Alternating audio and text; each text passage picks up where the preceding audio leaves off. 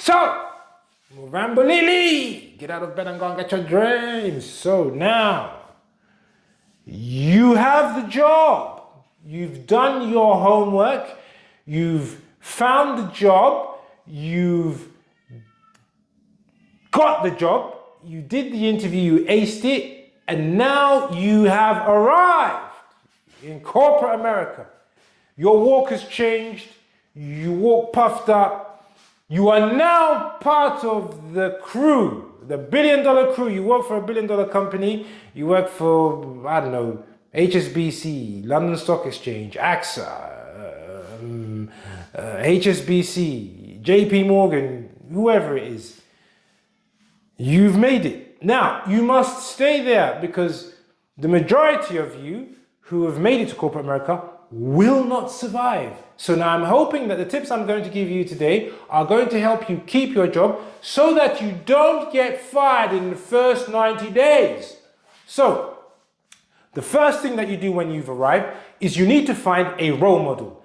And the criteria for selecting your role model is singular. You must find the best performing person that's 2 or 3 years ahead of you, and you need to model your behavior at work on that person. There is no excuses. You don't even have to like them. You don't have to be friends with them. They just need to be the best, and you need to role model yourself. You need to model your behavior at work on that person. The next thing you need to do is to find somebody senior who is going to mentor you, who is in the position that you want to be in 10 or 15 years' time.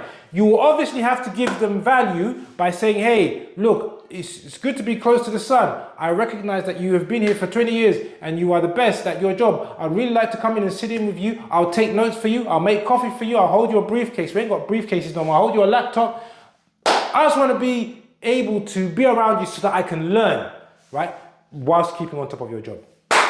Okay? Done.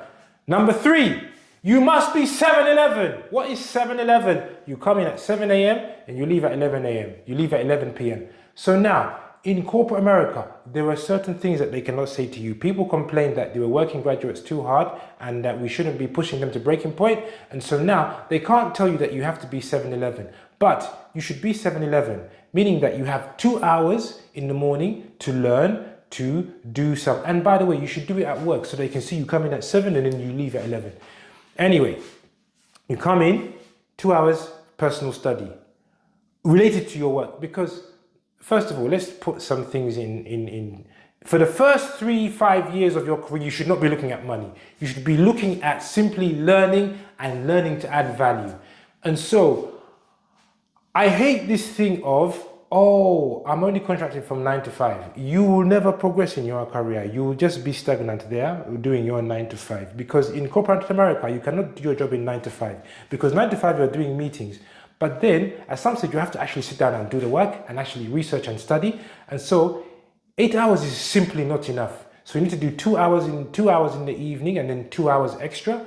And then for the elite people, they do 4 hours extra. And so that comes to 7-Eleven, 2 hours before 9 o'clock and then 4 hours and afterwards. Now, what are you doing in that time? In that time, you are studying, you're reading industry reports, you are learning about the job, you are learning your boss's job so that you can go and apply for your boss's job in your next company. The quickest and fastest way to get promotion is to apply for your boss's job in the next company. Because when you're in the job, sometimes it's very hard for people to progress you. But anyway, with that being said, you got to be 7-Eleven. You gonna tell me about work-life balance. You have to earn work-life balance. You ain't gonna get no work-life balance for the first 5-10 years of your career. For the first 5-10 years of my career, I was 7-Eleven. Then, as you become more senior and you become more skilled, look, when you are the best person on your team, when you're the best performing person on your team, then no one's going to come at you for taking time off to do things that you want. So, for example, when I started out my career at BT, there was a guy called Ishmael. I think Ishmael, he was a Muslim guy. When we're in the meetings, we're in top meetings with top managers, etc., etc., Ishmael says, his alarm goes off, says, I need to go and pray. They say, all right, we're going to stop the meeting, we're going to adjourn. Ishmael goes and he prays. Salam alaikum, they come back. And I was like, damn, I won't be like this guy. By the way, you don't go to the parties, you don't go to the drink ups, any of them things. very solid guy, but when he passes, people salute. You need to be that person. And then if you ever had a question, go to him, he can solve it for you. That's the person that you want to be. B711. What point are we on? 4. First impressions die hard. If the first interactions with you are slow, you don't respond, you forget things, you are dressed like a Christmas tree, yet it's time for work, or you've come in with your boobs out, you're dressed in some funny things. No. You've come to be a consultant, dressed like a consultant. In corporate America, there is a dress code, believe it or not. And if you don't believe me, go stand at Canary Wharf on a Monday to Friday, 9 to 5, and just watch. And you will see that everybody is dressed slightly the same. For men, it's a pinstripe suit with a white or blue shirt. A tie is excusable. In my day, you had to wear a tie. Today, you don't have to wear a tie. For women, it's a skirt, knee length, blouse, white. Or you wear chinos with chinos, trousers, plain trousers, not some jeans, all those things. When you are senior, you can do those things. I had one girl telling me, oh, they told me I can be myself. They celebrate me when I wear my ring. But sister, you will never be promoted. You will be on 30K for the rest of your life. And it's okay, but there is more money to be made. So, first impressions die hard. People tend to extrapolate. If the first interactions with you are very good, you're positive, you're responsive, you're on time, you don't forget things, you make notes, people will extrapolate. People will tend to remember that interaction with you and want to interact with you more. Point number, are we on 5, 6? What point are we on? Take notes. Some of you right now are taking notes. Take notes. It signifies, especially when you're with your seniors and leadership, because it signifies A, that you are paying attention, B, that person matters, and C, it gives them confidence that you are going to remember what has to be done afterwards. After the meeting, then do a recap. Say, these are the points that I've covered.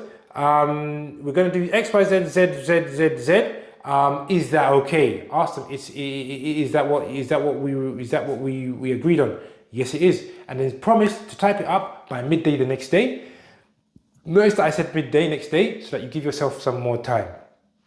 The analogy I want to give you is if you are in a restaurant and you go to the restaurant with 8 of your friends, so 9 of you sit down, and then the waiter comes and he starts taking orders. Then afterwards, he doesn't write anything down, he just says, all right guys, I'll be back with the orders. I guarantee you will be nervous thinking whether you are going to get the burger that you ordered or you are going to get lasagna. And so, take notes, recap. Even if you have a photographic memory, take notes. It gives the person validation and respect that you are respecting them and that you are listening and that you are being attentive. Number, whatever we are on, number 6, be responsive. 15 in corporate America is 15 minutes. So if someone sends an email, it's very annoying, especially for somebody senior, to send somebody junior an email, a text message, a Teams message, and have it go unanswered for an extended period of time.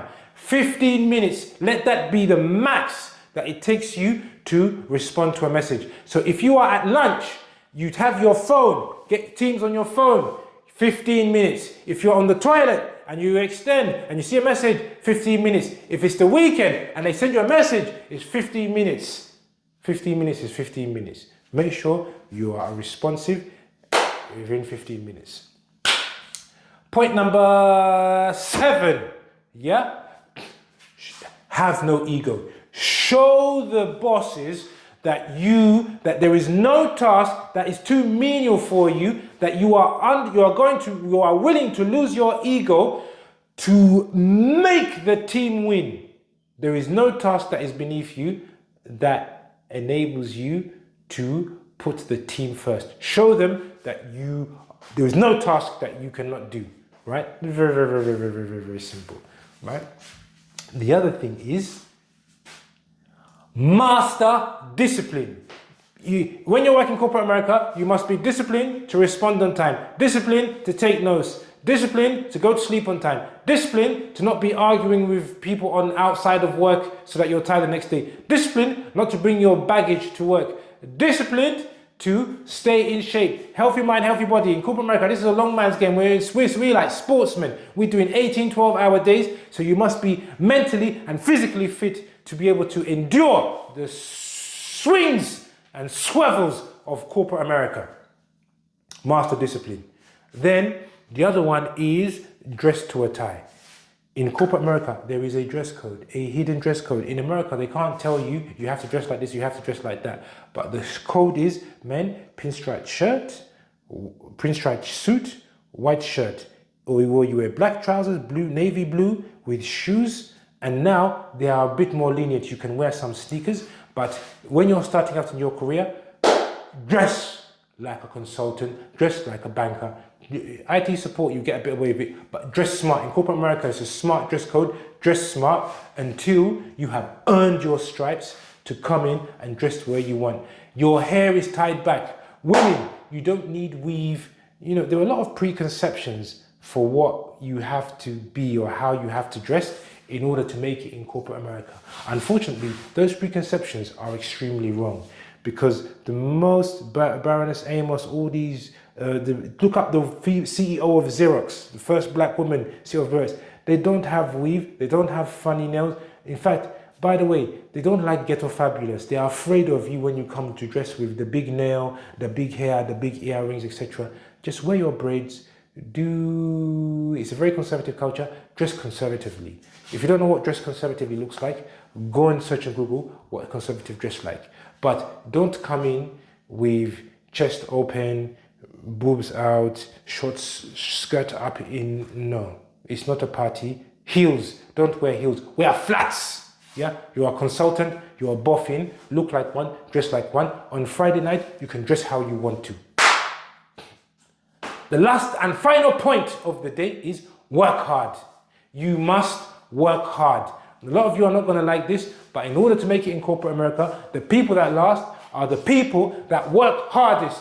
You must work hard if you want to make it in corporate America. If you don't, and you want to be average, and you don't want to make 6 figures, and you don't want to make $500,000 a year, don't work hard. Work hard. The ones that make it, the ones that last, work hard. So, work hard. That's all, folks. I won't say goodbye, because I don't say hello.